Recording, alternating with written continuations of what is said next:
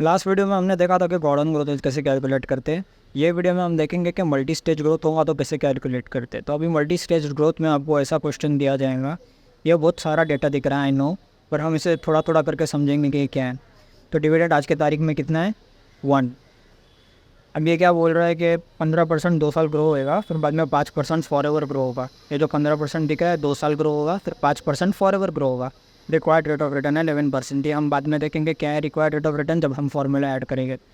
तो अभी क्या करूँगा मैं, सिंपली ये टाइमलाइन जो बना है ना, इसके अंदर ये जो क्वेश्चन जो डेटा है वो लिख दूँगा।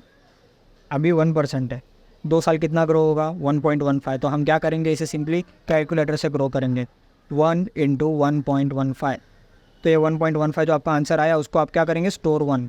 रिमेंबर हमेशा स्टोर करना है। 2 साल ग्रो हो रहा है ना 15%, तो एक और एक बार 15% से ग्रो करेंगे 1.15। ये 1.32250 जो भी आया है उसको क्या करेंगे, स्टोर 2। इसका मतलब क्या कि एक साल में हमारा हुआ 1.15 और फिर सेकेंड ईयर में हुआ 1.3225 कुछ ऐसा हुआ। ठीक है, तो दोनों स्टोर हो गया हमारे कैलकुलेटर में, एक 1 में हो गया, एक 2 में हो गया। अभी ये थर्ड ईयर में क्या हो रहा है, 5% फॉर एवर ग्रो हो रहा है। तो इसे क्या करेंगे हम, इंटू 1.05। तो कुछ ऐसा आंसर आएगा 1.38863। तो वो लिख दो इधर 1.38863। अब क्या करेंगे, अब इसके अंदर अपना फॉर्मूला डालेंगे। क्या फॉर्मूला है अपना, D1/KE माइनस ग्रोथ। यह हमें क्या बताता है, आज का वैल्यू। ठीक है, तो D1 क्या हमारे केस में 1.38863। कॉस्ट ऑफ इक्विटी 11%, ग्रोथ कितना है 5%। तो सिंपली डिवाइड करो, divide by KE minus growth कितना होएगा, अगर ये दोनों को माइनस करेंगे 11% माइनस 5% 0.06, तो डिवाइडेड बाय 0.06। तो आपका आंसर कुछ ऐसा आएगा 23.14375। तो सिंपली जो आपका आंसर है,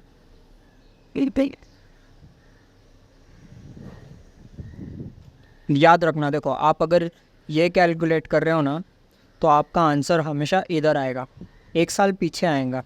जब भी आप गॉर्डन ग्रोथ रेट का फॉर्मूला डाल रहे हो तो आपका आंसर जो भी आएगा वो 1 साल पीछे आएगा। तो इधर आएगा आपका आंसर, ये 1.3225 है ना, कितना आएगा आपका आंसर 23.14375, 23.14375। इसे क्या करो आप, इसको आप स्टोर 3 करो, स्टोर 3। तो तीनों नंबर स्टोर हो गए, ये स्टोर 1 में है अपना, ये स्टोर 2 में है, ये स्टोर 3 में। अभी हम क्या करेंगे, हमारे कैलकुलेटर में कैश फ्लो का फंक्शन है CF, वो हम उसमें जाएंगे। CF0 में आपको कुछ नहीं डालना है, याद रखना, आप कभी भी CF0 में कुछ मत डालना गॉर्डन ग्रोथ रेट सॉल्व करते वक्त। अगर आपको गॉर्डन ग्रोथ रेट का सम आया है तो CF0 में मत डालना, सीधा CF1 में जाओ और रिकलेक्ट 1।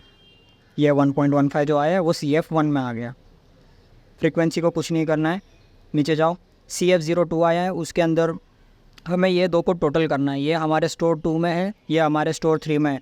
तो क्या करेंगे हम, recollect 2 plus recollect 3 is equal to 24.46 जो भी आया है उसे एंटर कर दो, एंटर दबाना मत भूलना। तो हमने CF1 में भी स्टोर कर दिया, CF2 में भी स्टोर कर दिया। अभी हम क्या करेंगे, अपने कैलकुलेटर में फंक्शन है NPV नाम का, ठीक है, तो NPV प्रेस करो। अभी आपको पूछेगा कि इंटरेस्ट रेट क्या है, तो इंटरेस्ट रेट हमारे केस में 11% है, तो 11 और नेट प्रेजेंट वैल्यू को कंप्यूट करो। तो हमारा नेट प्रेजेंट वैल्यू है 20.89 और उसके ही क्लोज हमारा आंसर होगा 20.89 के। तो इस तरीके से आप ऐसे सब सम्स को सॉल्व करोगे अगर वो मल्टी स्टेज ग्रोथ होगा। अगर थोड़ा बहुत फ़र्क आ रहा है इसका मतलब डेसिमल में, अगर टेक्स्ट बुक में थोड़ा 1-2 नंबर का फ़र्क आ रहा है इसका मतलब वो लोग 2 डेसिमल यूज़ किए, वी आर यूजिंग 5 डेसिमल, इसके लिए हमारा आंसर थोड़ा ज़्यादा एक्यूरेट है।